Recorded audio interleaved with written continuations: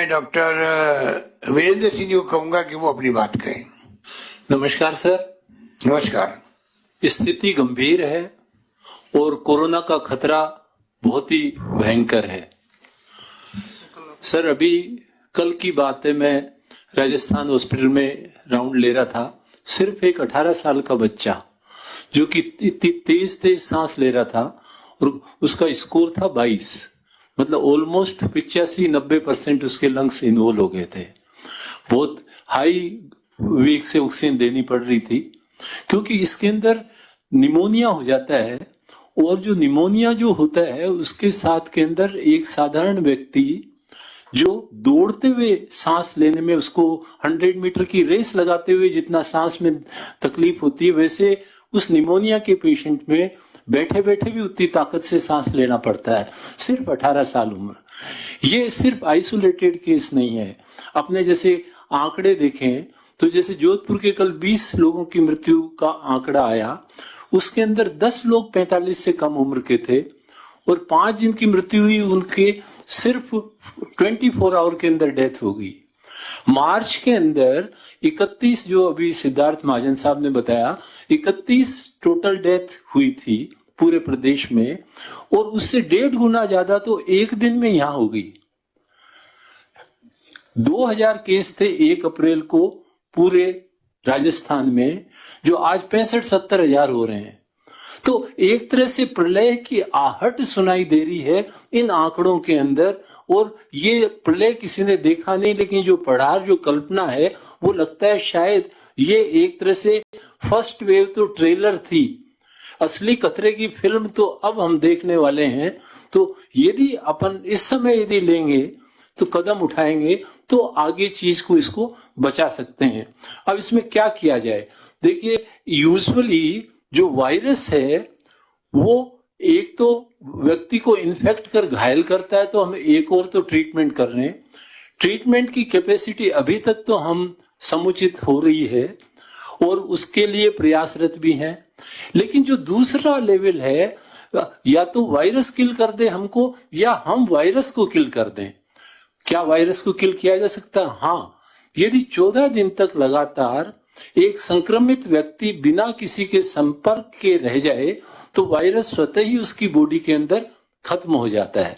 तो यदि अपन इसको देखें तो यदि पूरी जनता बिल्कुल स्टिल हो जाए एक तरह से 14 दिन के लिए, तो वायरस स्वतः ही खत्म हो जाएगा। और ये संभव तभी है जब हम अपने मूवमेंट को रेस्ट्रिक्ट कर लें।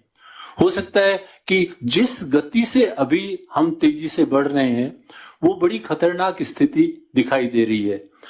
देखें, यदि यूरोप के जो देश हैं, इटली है, स्पेन है और इंग्लैंड है, उनके अंदर बड़ी तेजी से सेकंड वेव ज्यादा आई। सेकंड वेव हमेशा लंबी चलती है, खतरनाक होती है। और वहां का जो पीक आया वो यूजुअली 2-3 महीने के बाद जाके आया। और उसमें भी कुछ देश जैसे स्पेन, इटली, इनमें वो पीक नहीं आया क्योंकि वहां लॉकडाउन उन्होंने नहीं लगाया, जर्मनी ने भी नहीं लगाया। लेकिन इसके विपरीत इंग्लैंड ने बड़ा सख्त लॉकडाउन लगाया। और वहां लॉकडाउन की एक विशेष बात ये थी कि सड़क पर तो चलना बात थी, प्रतिबंध, पर उसके अलावा यदि घर पे कोई वहां मिलने आता था तो मिलने वाले से भी यदि वो कमरों में गया, ड्राइंग रूम में या वहां पर डाइनिंग रूम में, तो पड़ोसी उसको सूचना कर देता, उस पर हैवी पेनल्टी थी। उनको अलाउड भी यदि था तो वो बाहर आहते में मिले या लोन में मिले। तो इतने सख्त लॉकडाउन के बाद जो 65-70 हजार रोजाना आते थे केस, वो अब 2000 आ रहे हैं। मृत्यु दर भी बहुत कम हो गई, जैसे सर आपने बताया। तो इसी तरह की हालत अपने यहाँ महाराष्ट्र में है। महाराष्ट्र के अंदर अभी अपन देख चुके करीब 1.5-2 महीने हो गए, अभी तक पीक नहीं आया। क्यों? क्योंकि उन्होंने शुरू में लॉकडाउन लगाया ही नहीं। और अब लॉकडाउन क्या लगा, अब तो सारे ही लोग बीमार हो गए तो अपने आप ही लॉकडाउन लग गया। अब एक बात और है, अपन आशंकित हैं कि प्रोबेबली लेबर का मूवमेंट बहुत ज्यादा हो जाएगा। हम आशंकित हैं कि इकोनॉमी खत्म हो जाएगी। बात यह है कि पहली वेव से इसकी तुलना हम बिल्कुल नहीं कर सकते, क्योंकि पहली वेव के दौरान जो चीजें हुई थी उस समय हमारा खतरा बहुत कम था लेकिन डर बहुत ज्यादा था। लेकिन आज डर हमारा बहुत कम है, खतरा भयानक है। तो हम सब लोग जब बीमारी पड़ जाएंगे तो वैसे ही इकोनॉमी डाउन होनी है। वैसे ही यदि हम सारे लोग बीमार, जिस गति से हम चल रहे हैं उस गति से यदि हम कहेंगे तो लाखों लाखों की संख्या में हम बीमार हो जाएंगे। पिछले 15-20 दिन के अंदर जो 400 केस राजस्थान में आ रहे थे वो अब 10,000 हो गए। तो अगले 15-20 दिन के अंदर यदि यही प्रोपोर्शन रहा तो अपन सोच सकते हैं इवन एक स्टेट राजस्थान के अंदर ही लाखों के अंदर पेशेंट होंगे। तो वो न केवल एक व्यक्ति जो शहरों में रहता है बल्कि ग्रामीण के, लेबर के सभी लोगों को इन्फेक्ट कर देगा।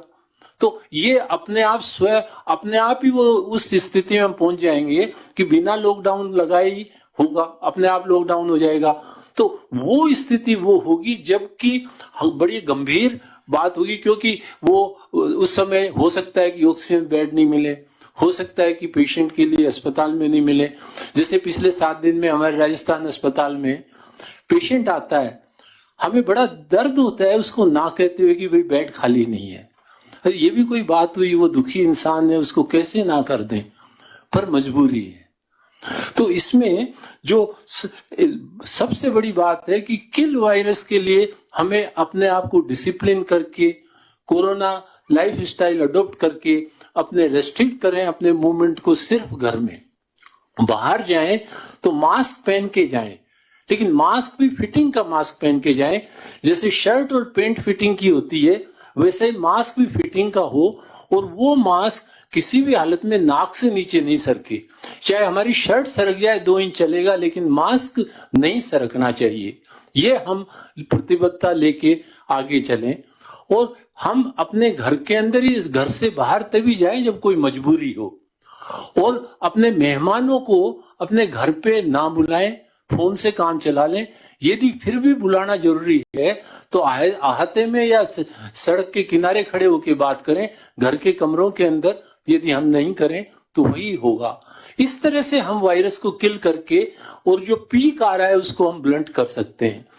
दूसरा कदम, एक कदम तो है कि वायरस को किल करें, दूसरा कदम यह है कि जो भी एलिजिबल है वो तुरंत वैक्सीन लगवाएं। वैक्सीन सबसे इफेक्टिव चीज है। इसका प्रूफ हमें पिछले 15 दिन में मिल गया, राजस्थान में मिल गया, क्योंकि जिन लोगों ने पहली सेकंड डोज लगा ली और जिन्होंने इवन पहली डोज लगाने की भी 10-15 दिन हो गए, उनके अंदर बीमारी गंभीर नहीं हो रही है, हॉस्पिटलाइजेशन बहुत कम है। तो डेफिनेटली, और यही कारण है कि रिलेटिवली 45 से नीचे मृत्यु की दर है। और हम भाग्यशाली हैं कि कम से कम राजस्थान के अंदर 60 साल से अबव 85% को वैक्सीन लग गई, और 45 साल से अबव 50% को लग गई। लगभग यदि महाराष्ट्र से देखें तो हमने 2 गुना ज्यादा, जो सेकंड स्टेट है वो महाराष्ट्र, उससे 2 गुना ज्यादा प्रतिशत के हिसाब से हमारे 60 साल और 45 साल के लोगों को वैक्सीन लग गई। तो ये इन चीजों को यदि हम अपना के चलते हैं तो आगे बढ़ते जाते हैं। अब 2 बात और हैं, एक ऑक्सीजन की है और एक रेमडेसिविर। रेमडेसिविर दवा की किल्लत है अभी, लेकिन रेमडेसिविर दवा को एक तरह से हर जगह प्रचारित और प्रसारित ये किया जा रहा है कि जीवन रक्षक है। लेकिन 1 साल पहले माना जाता था, लेकिन आज इसको जीवन रक्षक नहीं मानते। आज इस रेमडेसिविर दवा को इतना कुछ लिमिटेड रोल है। बहुत सीरियस केस जो वेंटिलेटर पे हैं, वह जो यूरोपियन रेस्पिरेटरी सोसाइटी की रिकमेंडेशन में इसको कॉन्ट्रा इंडिकेट किया कि उसमें यूज नहीं करें। सिर्फ जो ऑक्सीजन के ऊपर जो पेशेंट हैं उनमें, क्योंकि फर्स्ट वीक के अंदर वायरस अटैक करता है बॉडी पे, और सेकंड वीक में सूजन और क्लोट्स करते हैं लंग्स के ऊपर असर। तो फर्स्ट वीक के अंदर यदि पेशेंट आ गया, और या फर्स्ट 10 डेज सिम्टम शुरू होने के अंदर तो इसका रोल है, आफ्टर 10 डेज सिम्टम का इसका रोल खत्म हो जाता है। तो इसके लिए पैनिक नहीं करें, क्योंकि 3 दूसरी दवाइयां हैं, 3 ऑक्सीजन है, स्टेरॉइड है, और जो क्लोटिंग को यानी ब्लड थिनर है, वो है यूजुअली जीवन रक्षक जो चीजें। एक जो मैं आप लोगों से और अपील करना चाहूंगा कि एक ऑक्सीजन के अंदर बड़ा इंप्रूवमेंट आता है यदि आप उल्टा या प्रोन पोजीशन में सोते हैं।